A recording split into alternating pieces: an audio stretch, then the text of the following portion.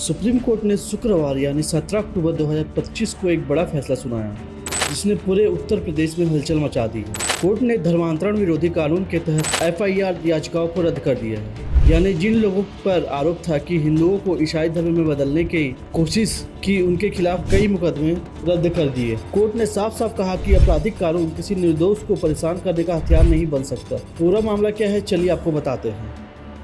दरअसल ये फैसला 2 जजों की बेंच ने दिया है, जस्टिस जे.बी. पादरीवाला और जस्टिस मनोज मिश्रा ने। दोनों ने कहा है कि ये एफआईआर कानूनी प्रक्रियागत पर दोनों ही तरह से गलत थी। इनमें कोई ठोस सबूत नहीं था कि किसी को जबरन या लालच देकर धर्म बदलवाया गया है। कोर्ट ने कहा कि ऐसे ही मामलों में बिना सबूत के लोगों को फंसाया जाएगा तो यह न्याय नहीं बल्कि न्याय का मजाक होगा।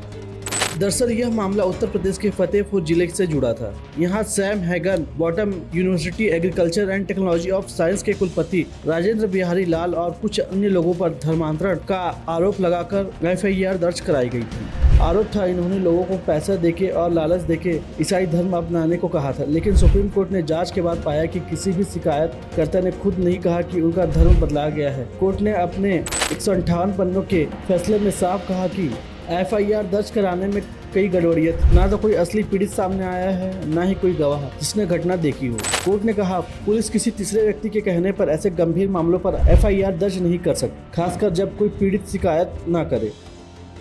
एक अहम बात यह भी है कि कोर्ट ने यूपी सरकार के उस दर्ज को खारिज कर दिया जिसमें कहा गया था कि सुप्रीम कोर्ट को सीधे एफआईआर दर्ज कराने का अधिकार नहीं है। कोर्ट ने कहा कि संविधान के अनुच्छेद 32 के तहत यह अदालत किसी भी नागरिक के मौलिक अधिकारों की रक्षा करने की जिम्मेदारी रखती है और किसी व्यक्ति को गलत तरीके से फंसाया जा रहा है तो सुप्रीम कोर्ट सीधे हस्तक्षेप कर सकती है। कोर्ट ने कहा कि जब संविधान ने सुप्रीम कोर्ट को मौलिक अधिकारों का संरक्षक बनाया है तो उसे ऐसे मामलों में चुप नहीं रहना चाहिए। जब किसी का बुनियादी अधिकार खतरे में हो तो अदालत को राहत देनी चाहिए।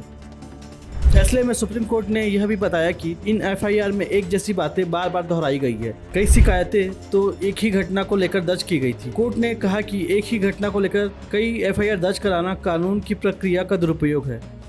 आपको बता दें कि फतेहपुर के मामले में एफआईआर विश्व हिंदू परिषद के उपाध्यक्ष हिमांशु दीक्षित की शिकायत पर दर्ज की हुई थी। इसमें कहा गया था कि 14 अप्रैल 2022 को इवेंजिकल चर्च ऑफ इंडिया में करीब 90 हिंदुओं को ईसाई धर्म में परिवर्तित किया गया है। आरोप लगाया गया था कि ये सब पैसे और नौकरी के लालच देकर किया गया है। पुलिस ने इस पर भारतीय दंड संहिता की धारा 307 हत्या का प्रयास, 504 जानबूझकर अपमान, 386 जबरन वसूली और धर्मांतरण विरोधी कानून के तहत केस दर्ज किया गया था। लेकिन सुप्रीम कोर्ट ने कहा कि जांच में यह बात साबित नहीं हुई कि किसी ने धर्म परिवर्तन किया है। न कोई पीड़ित सामने आया है, न कोई चश्मदीद गवाह। ऐसे में इतने गंभीर धाराएं लगाना और लोगों को जेल भेजना न्याय के खिलाफ है। कोर्ट ने कहा कानून का मतलब न्याय होना चाहिए, डर नहीं। अगर कानून का इस्तेमाल किसी निर्दोष को डराने या फंसाने के लिए किया जा रहा है तो यह संविधान की आत्मा के खिलाफ है। कोर्ट ने कहा कि अगर किसी घटना का सबूत नहीं है तो सिर्फ अफवाहों पर या किसी राजनीतिक दबाव में आकर किसी को आपराधिक नहीं ठहराया जा सकता।